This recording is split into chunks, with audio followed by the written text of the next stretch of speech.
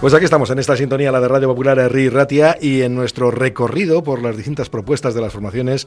Hoy está con nosotros Fernando Barrena, que es candidato, en este caso, de Euskal Herria Bildu en estas elecciones europeas. Fernando Barrena, ¿qué tal? Hola, bueno, ¿qué tal?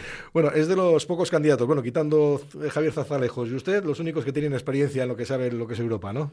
Bueno, sí, hemos estado allá 5 años haciendo una labor intensa, pero bueno, por lo menos nos ha servido para conocer las políticas europeas de cerca y saber a ciencia cierta, desde nuestra posición política e ideológica, claro, pues qué es lo que está pasando en Europa y qué es lo que Europa necesita, ¿no? Y yo creo que, en principio, tener un buen diagnóstico es un buen comienzo. Bueno, me ha puesto entonces las dos preguntas ya. Primero, ¿qué está pasando en Europa y qué es lo que Europa necesita? Bueno, pues lo que está pasando es, están pasando cosas muy importantes, ¿no? En primer lugar, en la próxima legislatura está en juego el mismo proyecto europeo de integración, ¿no? El proceso de integración europeo. Porque, bueno, pues hay una pugna muy importante en torno a ello, entre las posiciones que quieren avanzar a Europa hacia una unión política, ¿no? Que el modelo llega hasta sus últimas consecuencias de integración. Y luego, por otra parte, pues fuerzas iliberales, fuerzas de la ultraderecha, de derecha extrema también, que son aliados en este caso, que apuestan por menos Europa, pero mucha menos Europa, y que los estados vuelvan a recuperar competencias y el estatus preponderante que tuvieron, pues incluso en los años de inicio de las comunidades europeas, ¿no? Que quieren, en definitiva, pues que Europa sea una especie de comunidad de vecinos donde se traten temas pues pequeñitos de convivencia, pero que sean otra vez los estados los que corten el bacalao, ¿no? Como diríamos coloquialmente. Y eso a Europa la aboca a bueno, grandes recortes en lo que se refiere a su capacidad de mejorar la vida de los ciudadanos, y lo que es más importante también, la aboca a una irrelevancia total en el mapa del poder político mundial, ¿no? Y bueno, podremos hablar sobre esa Europa global, qué valores debiera proyectar en el mundo, y ahí seguramente pues tendríamos una discusión muy grande con otras familias políticas, pero que esa labor Europa tiene que aspirar, no tenemos ninguna duda. Bueno, el problema está que cómo convencemos a la ciudadanía, cómo convencemos a los votantes de que estas elecciones europeas son relevantes, porque siempre ha habido un desapego hacia lo que son o lo que ha significado la política, o sea, las elecciones europeas, salvo que las llevásemos acompañadas con algo, ¿no? Con unas locales. Eso es. Así, pues, ¿no? Sí, y la verdad es que cuando has estado allá haciendo trabajo, pues te das cuenta que eso es una realidad, el desapego, pero que realmente es difícil entender cómo la ciudadanía en algunas ocasiones pues le da, ¿no?, como ese valor de elecciones de segunda o de tercera, ¿no? Difícil de entender, igual me corrijo a mí mismo. Es una percepción que es errónea, pero que se puede entender, ¿no? Porque la Unión Europea también está trabajando algunas decisiones que crean enorme decepción, y yo creo que todavía está pagando su inhibición en la crisis social enorme del 2008, ¿no? Cuando se dejó a los estados y a sus sociedades a la intemperie, ¿no? Y recordamos pues el rescate de Grecia y los hombres de negro y toda aquella crisis social enorme que tuvimos que padecer, desahucios, hipotecas desaforadas, que fue en parte también por la falta de respuesta de la Unión Europea, ¿no? Y ahí surge la desafección. Pero yo creo que hay que seguir insistiendo en que un porcentaje altísimo de las cuestiones que nos afectan en el día a día se deciden en Bruselas, y cuando no se deciden se condicionan enormemente para las decisiones que posteriormente se toman en temas de capacidad de Estado, ¿no? No sé, me vienen ahora a la memoria pues el Pacto de Migración y Asilo. Es Bruselas quien decide cómo, de qué manera se entra o no se entra en la Unión Europea para un migrante o un refugiado. Es Europa la que decide cuáles son las cuotas de pesca para nuestros arrantzales, por ejemplo. Es Europa la que, aunque luego la aplican los estados, la que decide cuáles son las condiciones y las líneas maestras de la política agraria común. Las protestas que estamos viendo estos días, pues bueno, básicamente tienen origen en decisiones que se toman en Bruselas. Es el marco fiscal, pues originariamente, aunque nosotros tengamos nuestras propias competencias y tengamos que defenderlas hasta el último segundo, pues el marco fiscal se decide en Bruselas. Quiere decir que muchísimas cosas, pensiones, se me ocurre, ¿no?, se deciden en Madrid.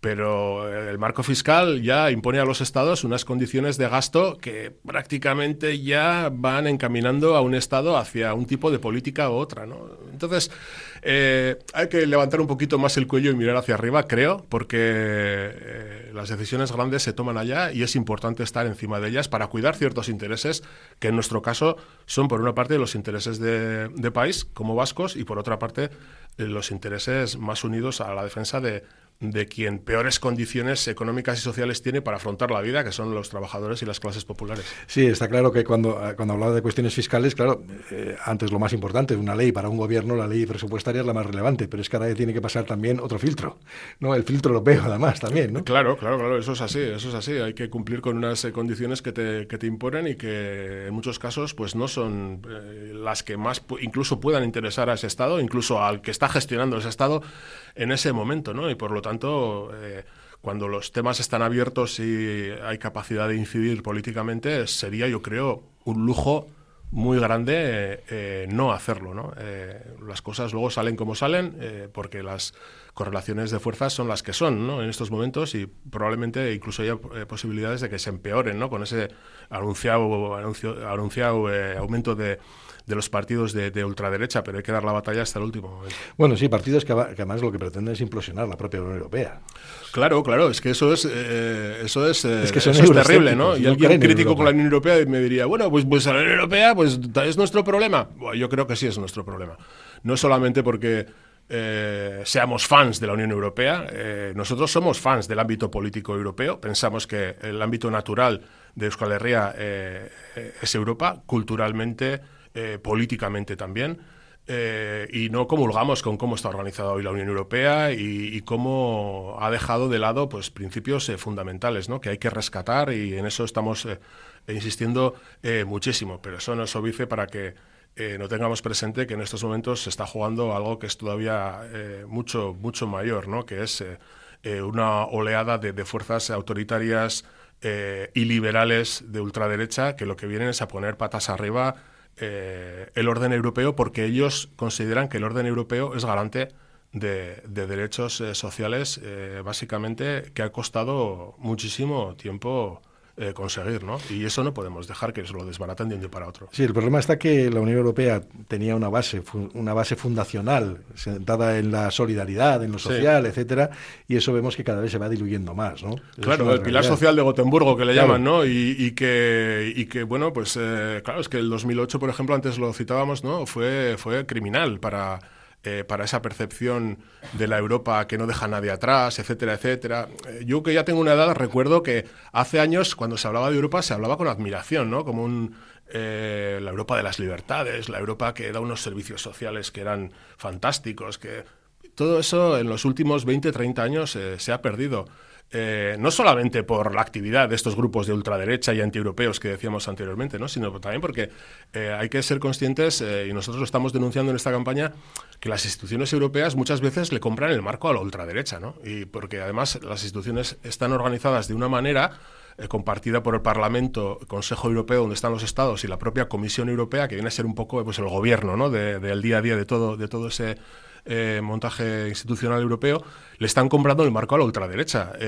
Y bueno, pues se producen cosas como el Pacto de Migración y Asilo, que tiene un contenido estremecedor a la hora de tratar a los migrantes y peticionarios de asilo como, pues en primer lugar, como seres humanos con unas necesidades enormes, y han decidido huir de sus países para llegar hasta aquí en las condiciones que llegan, ¿no?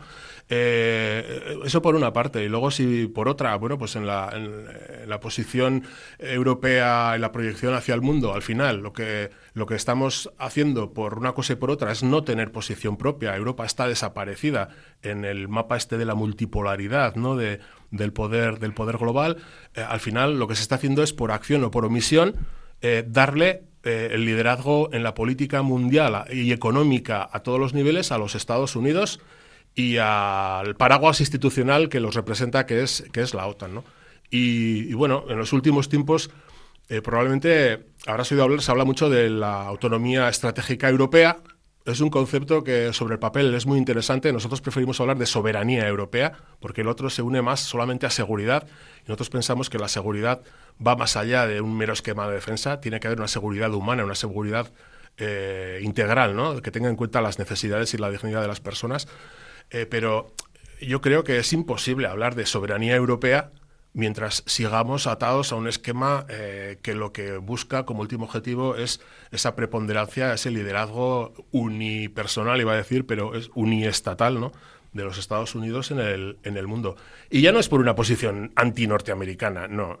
Los intereses de los Estados Unidos y los de Europa no son los mismos en el mundo.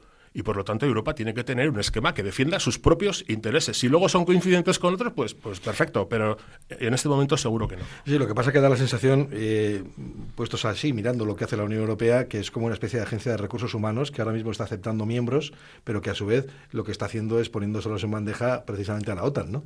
O sea, claro, prácticamente, sí. Es como si fuera una agencia de contratación. Sí, pero yo creo que, entre otras cosas, la posición que se está adoptando en torno a la guerra de Ucrania, ¿no?, pues yo creo que también tiene como objetivo lo que acabas de decir, ¿no? Un poco poner a algunos estados ante una situación que al final les lleve a tener que vencer cualquier tipo de resistencia que haya habido en un pasado a ser miembros de la OTAN. Los países nórdicos son un ejemplo muy claro de esto.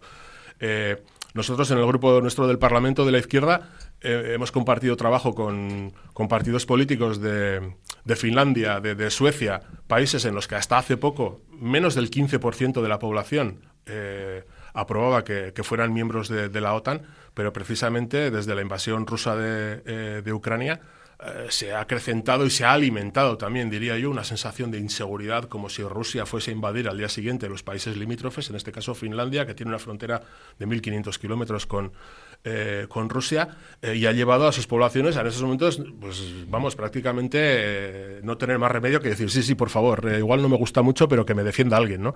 Y entonces, en esas circunstancias se ha dado la adhesión a la OTAN. Quiero decir que en el conflicto de Ucrania, por ejemplo, que es el más cercano que tenemos, este tipo de factores están jugando mucho, y la respuesta de la Unión Europea no puede ser limitarse a mandar armas y a alimentar la visión estadounidense del conflicto, ¿no? Sí, lo que pasa es que la alternativa a ese mandar armas, ¿no?, es que algunos la tienen en vamos a crear nuestro propio ejército, ¿no?, sí, y vamos a aumentar todavía nuestro gasto militar. Sí, bueno, nosotros estamos ahí en una situación un poco comprometida, ¿no? Como vascos me refiero, en la medida que nosotros, para participar en ese debate, pues lógicamente sería muy interesante tener una posición de Estado y decidir si nuestros propios recursos se deben de invertir en eso o no, ¿no? Es una posibilidad que hay sobre la mesa y que en su momento habrá que discutir, pero desde luego nosotros tenemos muy claro que cualquier planteamiento de seguridad y de defensa tiene que estar planteado para servir a intereses europeos. Y repito, los intereses que defiende la OTAN no son los intereses que tiene la Unión Europea para llevar adelante su proceso de integración política. Ahora hablamos de seguridad, pero también, por ejemplo, se ha asociado todo lo que es el pacto de asilo e inmigración, se ha asociado a la inseguridad, ¿no? Da la sensación. ¿Dónde están palabras como solidaridad? Porque esas son las que no se están manejando precisamente, ¿no?, en pactos de esas características. Hablamos de una migración utilitarista. O sea, sí. Bueno, yo en primer lugar, en este tema estamos contando mucho la dura realidad del Pacto de Inmigración y Asilo, ¿no?, y lo que propone. Pero quiero empezar diciendo que, hablando de solidaridad, Euskal Herria es una potencia europea en solidaridad. Yo creo que, y eso desde Bruselas se ve muy bien, iniciativas como el Aitamari, ¿no?, de rescate humanitario marítimo, Zaporeak, que da miles y miles de comidas a diario en las islas del Egeo, o el trabajo de las redes de acogida en Irún, por ejemplo, lo tengo muy en mente, que he estado varias veces con ellos. Yo creo son muy conocidos y yo creo que representan muy evidentemente una posición solidaria de este país. Los vascos, es que vamos a pararnos a pensar un poquito, los vascos y vascas somos un pueblo de migrantes. Seguramente que el 95% de los oyentes están pensando ahora mismo en familiares que tienen en Argentina, en Australia, en Estados Unidos, etcétera, ¿no? Y sabemos perfectamente cuál es el costo humano de emigrar, de irte de tu país, y que no te vas porque te vayas de vacaciones, no te vas porque o has huido de una guerra, históricamente también nos ha pasado, o porque las condiciones de vida aquí no han sido las propias para poder organizar una vida con dignidad y tener una familia en condiciones, ¿no? Eso es lo mismo que les está pasando a los ciudadanos africanos que vienen del Subsáhara, o que vienen huyendo de Afganistán, de los talibanes, o que vienen huyendo de una guerra en Siria, o como ha ocurrido, 6 millones de ucranianos que están viviendo ahora en la Unión Europea y que han sido acogidos. Y desde luego nos duelen las manos de aplaudir eso, ¿no? Nosotros ayer decíamos, por ejemplo, que el caso de los ucranianos acogidos en Europa es una muestra de lo que hay, de lo que se puede hacer y de algo bien hecho. Pero también es una muestra de que cuando se quiere se puede. Y que no podemos tener en marcha una política europea de migración y asilo que da derechos según el color de piel o de la religión, ¿no? Yo en el Parlamento Europeo he oído cosas terribles por parte de grupos de ultraderecha que no tienen reparos en decir allá, en sesión plenaria, que ellos están allá para defender la Europa blanca y cristiana. Y digo, usted creo que vive en el siglo XVI o algo así. Y en el fondo, bueno, pues lo que falla es, yo creo que la base, ¿no? Y es lo que te decía antes, que la migración es una condición muy dura, que son personas que tienen unos derechos humanos y, entre otros, el derecho a migrar y tener una vida digna. Y eso, a la hora de organizar políticas y nuestra propia política de acogida aquí, hay que tener en cuenta. Sí, lo que pasa es que muchas veces parece que nos hacemos trampas en el solitario, o la propia Europa en sí misma se hace trampas, ¿no? O nos quiere engañar, ¿no? Porque nos dice, no, hay que llegar por vías seguras. Ya, pero si es que uno mira al continente africano y cuál es la vía segura, por ejemplo, para salir de algún país que ni siquiera tiene consulado, por ejemplo, español, o no tiene consulados de otros países. Nosotros estamos de acuerdo con ese concepto de seguridad. Tiene que estar muy ligado a cómo tratamos la migración. Claro. Te voy a poner dos ejemplos. Cuando estuvimos en el campo de refugiados de Karatepe, en Lesbos, después de quemarse el de Moria y todo aquello, yo iba pensando que la mayoría de la gente que me iba a encontrar eran refugiados que venían huyendo de la guerra de Siria. Y resulta que el 90% de la gente que está allá, esto es ya de hace 2 años y medio, la mayoría de la gente, el 90% era gente que venía huyendo de los talibanes en Afganistán. Tú imagínate el viaje que hay que hacer para cruzar, un mapa en la mente, todo Afganistán, de derecha a izquierda, llegas a Turquía, tienes que cruzar todo Turquía, que es un país enorme, de derecha a izquierda, y llegas a las islas del Egeo. Esto puede llevar meses, a gente le lleva más de un año. ¿En qué condiciones llegan? Las mujeres, la mayoría de las veces, o las han violado o han tenido que vender lo que tenían a mano para poder llegar vivas hasta el final. Muere muchísima gente. Y cuando llegan allá y piensan, ven ya al otro lado, ¿no?, del Egeo, que está en la Unión Europea, piensan que van a llegar a un lugar de acogida y se encuentran pues prácticamente con lo peor del viaje, ¿no?, que son esos campamentos de acogida, dicen entre comillas, que son, bueno, pues están en condiciones, vamos a dejarlo ahí, no aceptables. Nosotros desde luego no las aceptaríamos. Bueno, pues es terrible, y esta gente no tiene otra manera de llegar, ¿no? Y por lo tanto hay que hacer hincapié mucho en que la migración necesita de rutas seguras. Probablemente no podamos asegurar una ruta segura en Afganistán, pero una vez que se llega a la Unión Europea, a esa gente hay que permitirle una ruta segura hasta el lugar donde quiere llegar, porque no quieren quedarse en Grecia o en Italia o en Melilla. Ellos quieren ir a donde tienen a sus familiares, a gente de su pueblo, ¿no? Como toda la vida ha funcionado la migración, pues en Bélgica, en Alemania, etcétera, etcétera. Seguridad es importantísima. Y el tema de Melilla también es muy claro. Tú vas a Melilla, estás con los chavales, porque la mayoría son chavales muy jóvenes que están en el monte para dar el salto en la valla, y claro, te acuerdas, ¿no?, el discurso de la derecha que dice, no, tiene que ser vías regulares y legales. Oiga, ¿dónde está el consulado de España en la ciudad más cercana de Marruecos, que es Nador, para tener allá una ventanilla y atender al que llega y diga, oiga, yo quiero entrar en el territorio de la Unión Europea, ¿dónde está el formulario de la petición de asilo? No existe, no les damos fórmulas legales ni regulares para entrar. Y a una persona que está en necesidad vital, si tú no le das una fórmula regular y legal de entrada, pues va a utilizar una fórmula totalmente irregular. Y eso, humanamente, es reprochable. Nosotros no haríamos lo mismo. Bueno, pues hablamos de cuestiones fundamentales como es la solidaridad. No hemos hablado, por ejemplo, de cuestiones económicas. Hay sectores, antes los ha mencionado, ¿no? Sectores como, por ejemplo, el nuestro, el sector primario, sí, la pesca, la ganadería, que está en conflicto permanente. Pero claro, nos estamos encontrando con países en la Unión Europea que están casi apostando por la autarquía, o sea, por cerrar sus fronteras, ¿no? Es una de las circunstancias que llama mucho la atención también, ¿no? Sí. Bueno, y tiene mucho que ver con diferentes factores. Con, por ejemplo, la Unión Europea, cómo organiza sus acuerdos comerciales con terceros, en qué condiciones lo hace. Y estos días es un tema que está saltando mucho en las protestas. Y luego la competitividad que tenemos, ¿no? Lógicamente. Eso nuestros arranchales o nuestros agricultores, ¿no? Sí, pero muchas veces se les condena a esquemas de inferioridad de condiciones en lo que se refiere a la competitividad, ¿no? El primer sector no puede competir con los tomates que llegan de Marruecos, porque llegan a precios de derribo, ¿no?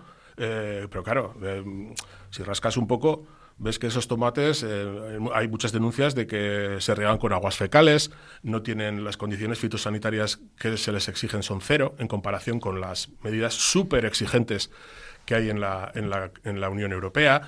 Claro, no hay manera de competir con eso, ¿no? Los acuerdos comerciales, en ese sentido, no tienen ni pies ni cabeza, a no ser que se le quiera hacer algún favor político a algún país, que eso es otra cosa y eso es lo que habría que tener muy en cuenta. Pero aquí quiero decir una cosa, a riesgo de remar contracorriente. Estoy muy a favor de las reivindicaciones del primer sector, pero hay muchas veces que me parece que se plantean razonamientos que tienen mucho que ver con posiciones muy, muy reaccionarias, ¿no? Que el gran problema del sector sea la Agenda 2030 o las exigencias de transición ecológica de la Unión Europea, yo creo que eso es totalmente falso. O sea, el problema no es eliminar los herbicidas, que yo creo que es algo perfectamente exigible. El problema es que la eliminación de esos herbicidas obliga a consumir y a comprar otros productos al primer sector que son mucho más caros y que no se puede dejar al primer sector a su suerte a que asuma esos sobrecostos enormes, porque entonces si ya no son competitivos ya directamente los echa del mercado, ¿no?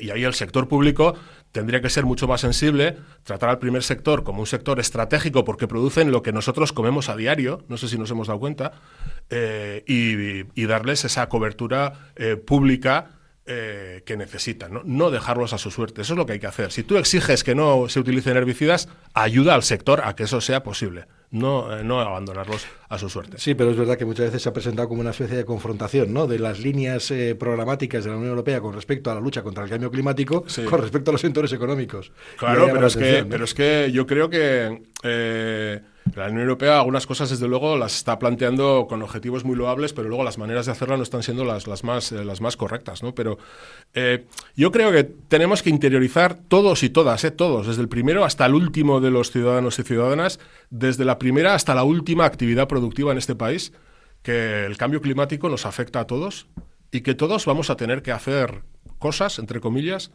para que nuestra huella de carbono se reduzca al máximo posible. Pero insisto, pero empezando por nuestras costumbres del día a día, del uso que hacemos del agua, de toda la movilidad, como hacemos en coche, no hacemos en coche, de nuestras pautas de consumo. Va a suponer un esfuerzo muy grande, pero es que tenemos que hacerlo porque se juega nuestra supervivencia. Y las industrias lo mismo. En la industria verde es el objetivo.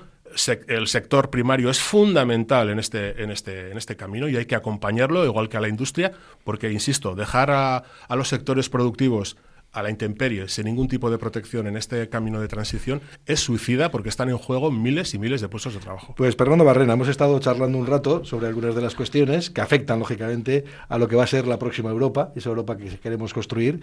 Pero si alguien no tiene claro por qué votar a Euskal Herria Bildu en estas elecciones, ¿por qué tendría que hacerlo? Muy telegráficamente. Yo creo que ante el mensaje de que las cosas están así y no se pueden cambiar, yo diría que si eso presidiera nuestra vida diaria no saldríamos de casa, ¿no? Las cosas están así, pero se pueden cambiar. Y yo creo que si pensamos un poquito en clave de solidaridad, y no solamente de solidaridad, sino interés de país, tenemos que pensar que se pueden cambiar y que se puede hacer mucho también desde Bruselas, un lugar donde se decide muchas cosas que nos afectan a diario. Euskal Herria Bildu, en ese sentido, lo que propone es una candidatura que quiere ser representativa de un país. Tenemos candidatos de los 7 territorios, que quiere llevar a Bruselas esa voz de una nación que espera poder decidir libremente su futuro. De un país que siempre ha sido un baluarte contra el autoritarismo y la ultraderecha, que quiere seguir siéndolo, y que en estas circunstancias donde empiezan a redoblar tambores de guerra, lo que va a decir es que, alto, hay que buscar soluciones dialogadas, hay que priorizar la diplomacia de los organismos internacionales y que apuesta porque Europa tenga un papel más relevante en el espacio global, ¿no? Por lo tanto, votar Euskal Herria Bildu es dar un voto de confianza a ese esquema político que en los últimos tiempos está recibiendo cada vez más apoyo, y esperamos que este 9 de junio pues continúe esa trayectoria ascendente. Pues Fernando Barrena, candidato de Euskal Herria Bildu a estas elecciones europeas, le agradecemos el que haya compartido este rato con nosotros. Que tenga un buen día. Eskerrik asko. Eskerrik asko, un placer.